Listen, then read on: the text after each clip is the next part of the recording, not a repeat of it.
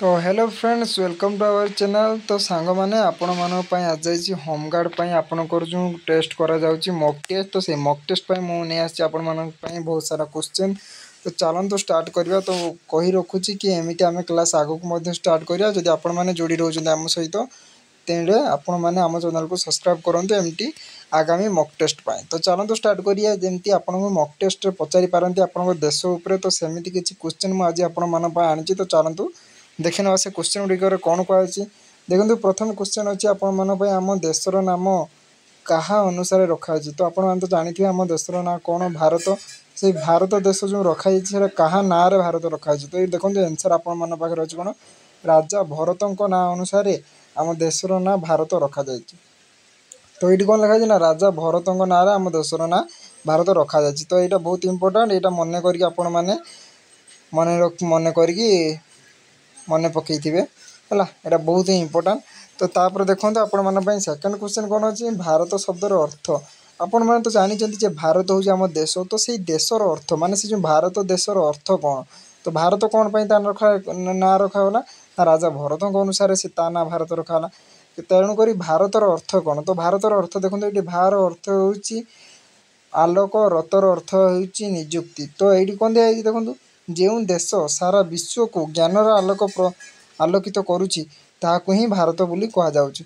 तेणुक आम भारतर ना कहीं रखा ये आपने निहाती जानी दीजिए। तो भेरी भेरी इंपोर्टाट क्वेश्चन दीटा थी। तो सहीटा को भलसे देखने है। तो तापर आम आसवा 3 नंबर क्वेश्चन। तो 3 नंबर क्वेश्चन कौन रही भारतर क्षेत्रफल केते। भारतर क्षेत्रफल केते अच्छी ना 3,28,000 केते 263 वर्ग किलोमीटर हूँ आपंकर कौन भारतर क्षेत्रफल है। तापर देखो 4 नंबर कौन अच्छी भारत केबे स्वाधीन होता है। यहाँ तो बहुत इजी क्वेश्चन किंतु बहुत इंपोर्टाट केबे भी भूल करेंगे। अगस्ट 15, 1947 मसीहा। तो आपने केमती कहींपारे ना 1947 मसीहा अगस्ट मास 15 तारीख दिन भारत स्वाधीन होता। तो तापर देखो चलतु तापर कौन देती भारत संविधान। तापर कौन देती भारत संविधान केबे कार्यकारी है। भारत संविधान केबे कार्यकारी है। हाँ यहाँ सबुठ बड़ इंपोर्टाट कथा कारण जेहेतु तुम मैंने गोटे जॉब करने को जाओ तो सी जॉब भितर आप निहाती पचारि पारती जे ये क्वेश्चन आंसर टी कौन। तो भारतर संविधान केबे कार्यकारी है। तो ये देखो भारतर संविधान 1950 मसीहा जनवरी मास 26 तारीख दिन कार्यकारी होता। 1950 मसीहा जनवरी मास 26 तारीख दिन कार्यकारी होता।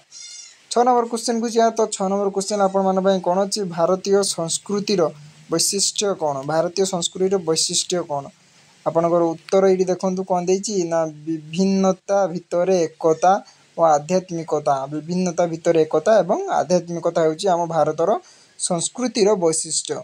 विभिन्नता भितर एकता आपण मैंने केवल कहीदे विभिन्नता भितर एकता भी हम। तो तापर देखा 7 नंबर क्वेश्चन आपण मानी। तो 7 नंबर क्वेश्चन कौन रही चलते देखीदे। तो 7 नंबर क्वेश्चन ये रही आपने देखु भारत भारतर केते लोक गाँ गहली बास करती। भारतर केते लोक गाँ गहली बास करती। तो जेहेतु आप होमगार्ड चाकरी आप्लाय करी। तो आपने देखो ये आपने निहाती लोक विषय में आपण क्वेश्चन आसीपे। तो भारतर गाँ गहली केते लोक बास करती देखो भारतर समुदाय 150 कोटी लोक मध्य 65 भाग शतकड़ा 65 भाग लोक केवल गाँ गहली बास करती। बाकी आपण सब सहर में रही है। तापर देखो ये आपण मान 8 नंबर क्वेश्चन कौन रही भारत में केतोटी भाषा प्रचलित। यहाँ गोटे तो बहुत इंपोर्टाट आपने निहाती जापारे। यहाँ गोटे बहुत इंपोर्टाट भारत में केतोटी भाषा प्रचलित। तो आपने देखो ये भारत में केतोटी भाषा प्रचलित ना 845 भाषा प्रचलित। 804 5 45 भाषा प्रचलित कौन पाई कारण देखो 28 राज्य मध्य निहाती तो आपंकर 28 राज्य मध्य 28 भाषा थी। किंतु जमीती आम ओडिशा भितर जमी संबलपुर ब्रह्मपुर कोरापुटिया भाषा कि ढेंकानालिया भाषा कि आमर जमीक आदिवासी संप्रदाय भाषा जमी अलग अलग थाए। तो से भाया जो टोटाल मिसेदेवे आपण मैंने तो आप के ना 845 भाषा हम यहाँ मन रखिथे। 845 भाषा आपंकर रोचे। तो तापर देखो 9 नंबर क्वेश्चन कौन देती।